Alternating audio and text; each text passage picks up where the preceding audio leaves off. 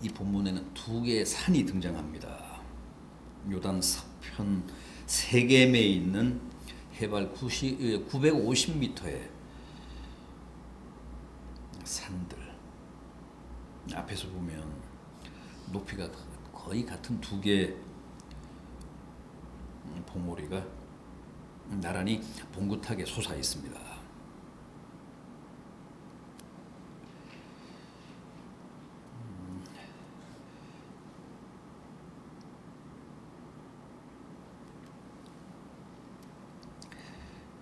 저주의 산과 축복의 산인 에발산과 그리심산,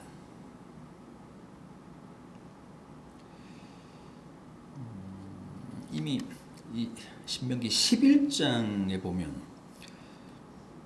이 두 산에 관한 언급이 나옵니다. 11장, 신명기 11장 26절 이하를 보십시오.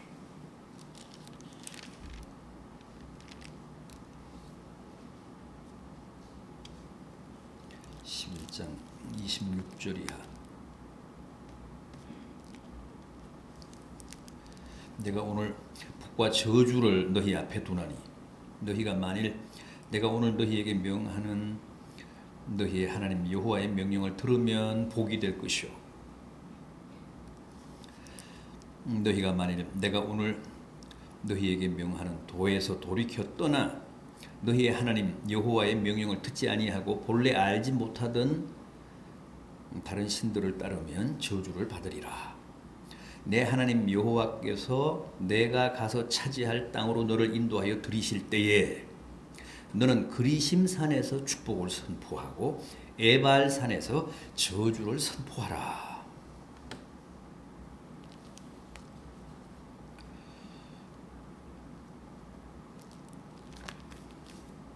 그런데 이걸 모세가 오늘 다시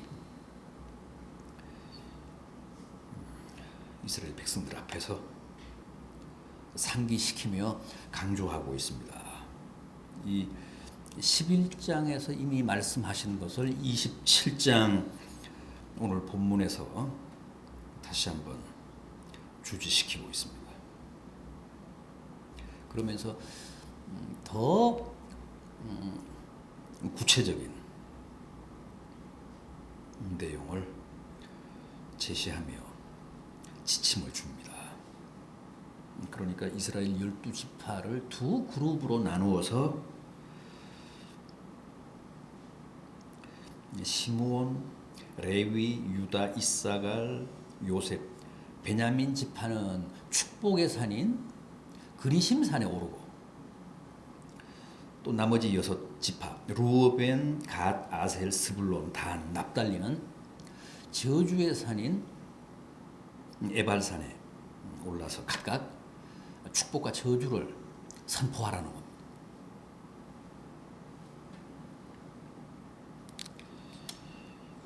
여러분, 우리 앞에는 언제나 축복과 저주가 놓여 있습니다. 그리심산과 에발산이 놓여 있습니다. 하나님은 늘 말씀드리다시피 우리를 기계로 만드시지 않고 인격체로 만드셨습니다. 자유의지를 주셔서 자신의 삶에 대한, 자신의 미래에 대한 선택을 스스로 하게 하셨습니다. 내 앞에 놓인 그리심산과 에발산에 내 의지로 선택해서 오르게 하셨습니다. 우리 앞에 놓인 저주와 축복 늘 있습니다. 어느 쪽이든 우리는 내 의지로 결단할 수 있습니다. 선택할 수 있습니다. 그런 원초적인 자유가 보장이 되어 있습니다. 그리심산을 택해서 그리심산에 오를 수도 있고, 저주의 산인 에발산을 택해서 에발산에 오를 수 있다는 겁니다. 문제는 그 선택, 그 결단에 대한 책임은 전적으로 본인이 져야 한다는 겁니다. 자유의지를 주셔서 우리를 창조하신 반면에 우리의 선택에 대한 책임은 준엄하게 묻겠다는 게 하나님의 입장이십니다. 하나님께 순종하는 쪽으로 내 자유의지를 발동하면 은혜와 축복을 누리게 하시고, 불순종하는 쪽을 내가 택하면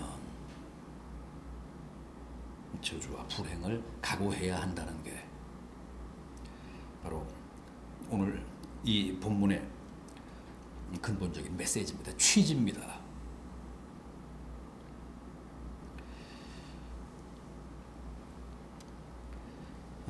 이제 가나안에 들어가서 새로운 삶을 시작하는 이스라엘 백성들 앞에도 하나님이 저주와 축복을 나란히 두셨습니다. 에발산과 그리심산을 나란히 두셨습니다. 너희가 택하라. 그리고 너희가 택한 데 대한 책임은 너희가 전적으로 져야 한다. 그러면서 백성들을 두 패로 나누어서 한 패는 절반은 그리심산에 올라서 축복을 선언하게 하시고, 절반은 에발산에 올라서 저주를 선언하는 아주 대대적인 퍼포먼스를 하게 하셨습니다.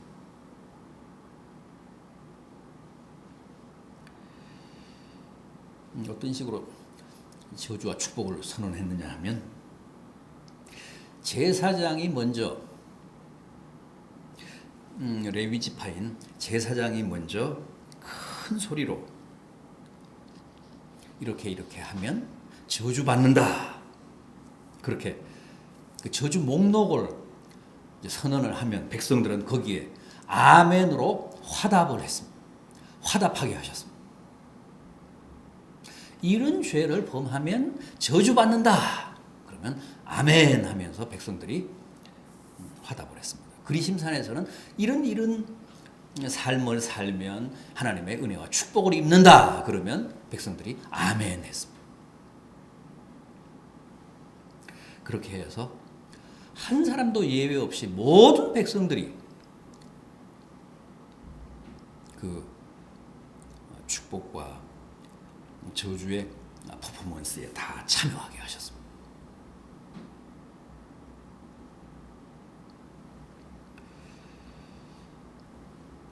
물론 에발산에서 선포된 항목만 저주를 받는다는 건 아닙니다. 다만 특별히 저주받아 마땅한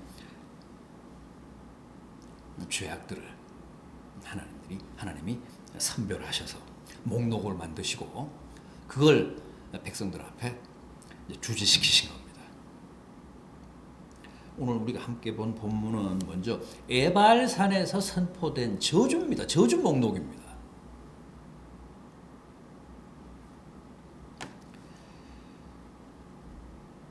뭡니까? 15절을 보십시오. 장색의 손으로 조각하였거나 부어 만든 우상은 여호와께 가증하니 그것을 만들어 은밀히 세우는 자는 저주를 받을 것이라. 그러면 이제 에발산에 오른 6지파의 그 백성들이 아멘 하며 응답을 합니다. 그러니까 가장 먼저 하나님이 경계하신 저주 목록, 다른 신을 섬기지 마라, 우상을 만들지 마라, 이게 10계명의 1계명과 제2계명이잖아요. 역시 이게 가장 무서운 죄악입니다. 이거 범하면 가차없이 저주를 받는다.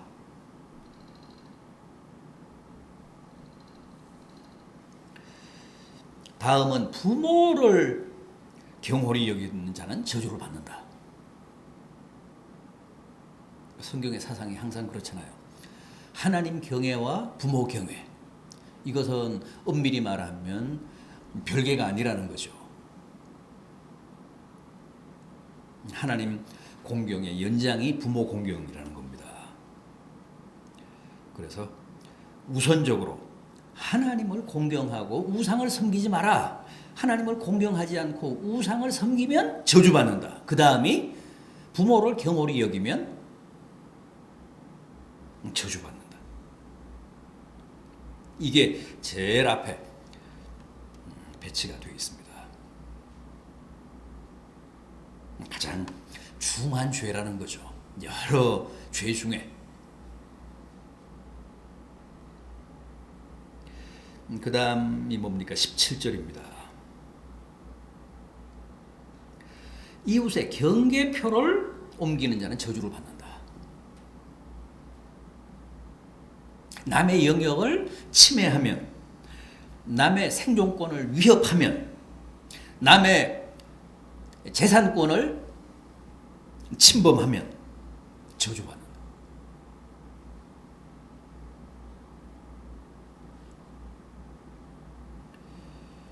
남을 속여서도 안 되고 사기를 쳐서도 안 되고, 아무튼 정직하게 자기 영역에서 생업에 종사하라는 것.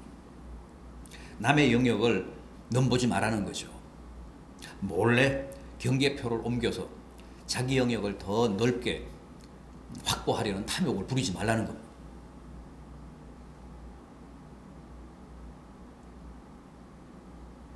자기의 영역을, 자기의 경계표를 정직하게 지키며 살아라.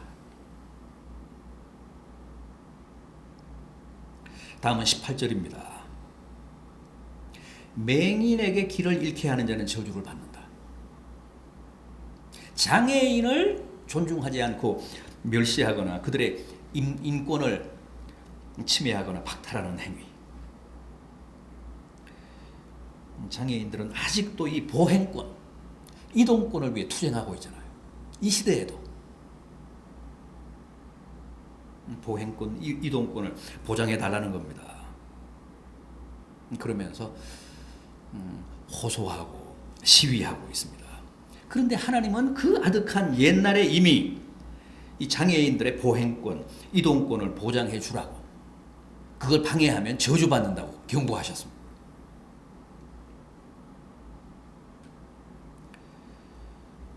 장애인들에 대한 배려,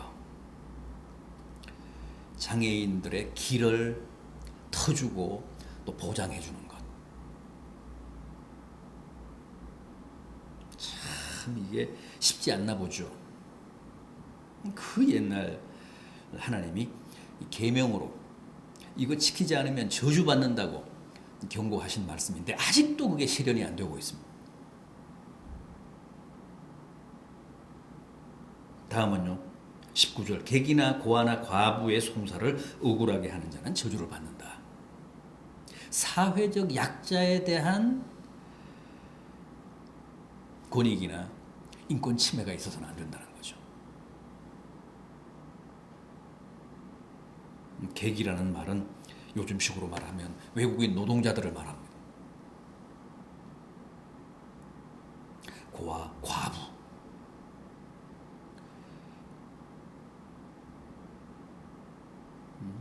거의 사회적 약자의 상징 같은 존재들 아닙니까? 이들을 억울하게 해서는 안 된다는 거죠. 이들의 권익을 결코 침해해서는 안 된다는 겁니다. 그러면 저주받는다고 합니다. 다음은 20절. 아버지의 아내와 동침하는 자는 저주를 받는다. 어머니인데 이제 어머니라기보다는 새어머니를 말합니다. 이때는 뭐 다처제였으니까 새어머니와 동침하는 자, 새어머니를 범하는 자는 아비를 범하는 거니까 이거 저주받아 마땅하다. 저주받는다. 21절. 짐승과 교합하는 자는 저주를 받는다. 수관. 이때도 이런 변태들이 벌써 있었습니다.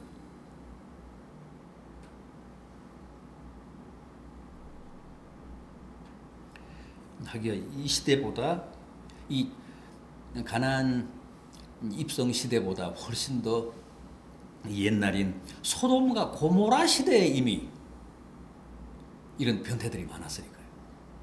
소돔과 고모라 시대의 최대 그 죄악은 뭡니까? 동성애잖아요. 동성애. 동성애로 말미암은